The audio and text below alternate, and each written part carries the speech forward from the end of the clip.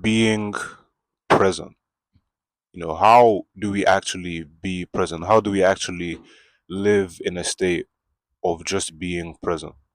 And the reason this comes to mind is that oftentimes, through observations, even through reflections I've had with myself and conversations I've had with people, it's quite obvious to see that people really don't live in that present state of mind.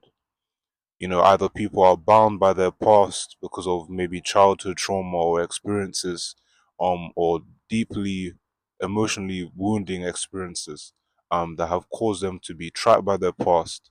And then when it even comes to their future, they're so anxious and fearful because of those very experiences.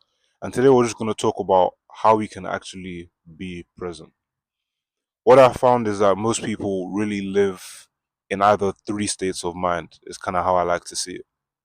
One of which is that they have their past first, their future second, and their present third.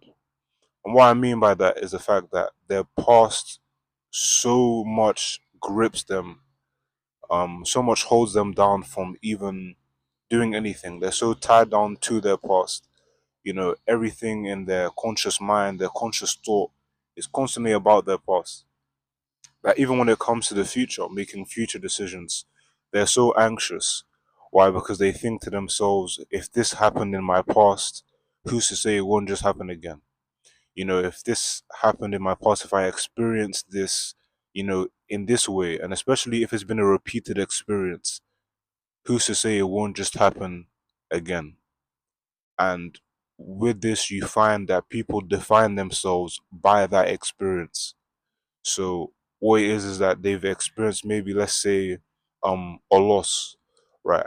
In whatever way that might be. Maybe it's a person, maybe it's family members, maybe it's projects that they were working on and they things weren't going the way that they wanted it to. And they experienced so many losses. It's like now when they look at their future, they automatically just see it as a loss because they're so defined by those past experiences. It's like they see themselves and they shape themselves almost as that loss, almost as a failure per se, right? And then when it comes again to their future, there's really the fear of the future, which really is anxiety, right? Because when you look at the definition of the word fear, fear really talks about when there's a present danger. There isn't a present danger of a future. It's really the opposite. There's opportunity, right? But anxiety is so deceptive that it makes people almost think it's fear or feel like it's fear when in reality it's just anxiety. Um, and then they have their present lost, right? And with their present lost, it's the present state is really the last thing they're thinking about, right? They're so caught up in their past and their conscious mind, um, and then even when it comes to again future decisions, they can't even make a future decision. They can't even make a step because they're so gripped by their past, and by that trauma and by whatever experience that might have been that when it comes to their present, they don't even make a step. They just almost remain there. I mean, I found myself in this place many a time before, and I think this is a place that many people do find themselves. Um, the second state of mind, which you kind of find people either living in, is one of future, present, past. This can seem not too bad in hindsight, looking at it initially, but when you actually really think about it, what can happen with this state of mind is the fact that you can be so caught up in the future and what's to come that you're thinking about you can't wait for this time to come, for that time to come, which is great, right? We should always be optimistic about what's to come, but we're so caught up by the future, the future, the future that we don't actually live in this present state. And what I mean by that is the fact that maybe we're looking for a time 2 3 years where we're older or wherever it might be, but we don't actually, truly appreciate the fact that what's around us, whether it's our friends, whether it's our family, whether it's the free time we have, because we find that as we get older, the more responsibilities we have, usually the more time those things take, right? But because we're so caught up in the future, the future, the future, in what's to come, we don't really appreciate the present. And again, I found myself in this state many a time, and it's quite funny that you find that younger people want to be older, and older people want to be younger.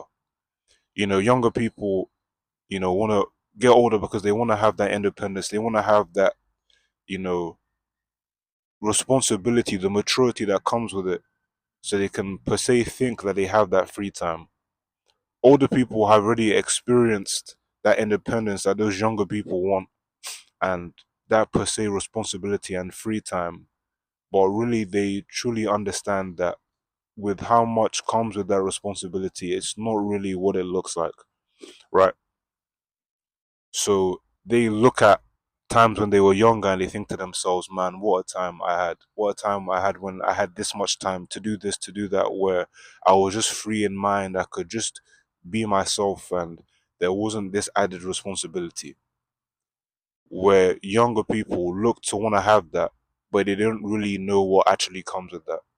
So you begin to realize, okay, if younger people want to be older, if older people want to be younger, they constantly even make jokes about um them when they were in their prime or whoever it might be, right? You find that every joke has an element of truth if we're going to be honest, right? But if older people want to be younger, younger people want to be older, well, it seems like the answer is just to be present. It seems like the answer is just to be where I'm at, right? So the third state of mind is present, future, past. So your present's first, your second is future, and third is the past. And how do I think, or why do I think this is kind of the ideal state of mind? When your present is first, you're able to truly appreciate what you have now. It may not be everything you want, but it's again everything you need. You're able to appreciate your family, you're able to appreciate your friends, you're able to appreciate where God has placed you, you're able to appreciate the gifts and the talents you have currently. But it doesn't mean there's not a future in mind that you have for yourself. It doesn't mean there's not a future in mind of the goals of the place you want to find yourself, of the house you might want to have, of the business you might want to have, of the family you might want to have. It doesn't mean there's still not a future in mind. There's a future in mind, but I just appreciate the present and where I'm at right now. Right. So when you do this and you truly appreciate the present, you appreciate family, friends, you appreciate everything around you, you're truly comfortable just being yourself. You're truly comfortable just loving yourself, appreciating yourself, and you're able to really make those steps. As you make those steps, you're able to make progress and advancement. And that's how that future you have in mind is able to even come to pass. Right. So it's present first, future second, and then past third. And why do I say past third is because it's still important. It's still an experience you had, right? The past to an extent and all of these different experiences which we've had have shaped how we even perceive the world, right? Whether good or bad, right? But what we can learn from these past experiences is the fact that, you've overcome these experiences. They've helped you mature, they've helped you grow, they've helped you become the person you are today, right? So it's actually looking at these past experiences and channeling them in a way to cause you to grow, to cause you to mature, right? To cause you to actually be optimistic about the future, to say to yourself, hey, this is the past that I had, right? But I'm looking forward to a future that is going to be better. And I think this is really again, the ideal state of mind we want to be living in. Um, and if I'm being honest with you, it's a place where I'm trying to even find myself right now. A present that I live in, a future I have in mind, and a past that I've overcome. That I think is the ideal state of mind, and I think that's the place where we really want to be. That's how we can truly be so grateful of everything around us, but still work towards the future we have or we want for ourselves, and look at the past and say, wow, because of these experiences, I've learned so and so. These were maybe mistakes, but they're lessons, and they've now shaped me to be who I am today, and the reason I'm going to make the progress which I have in mind. But I appreciate you guys.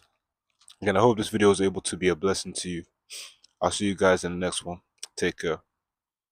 Have a blessed day.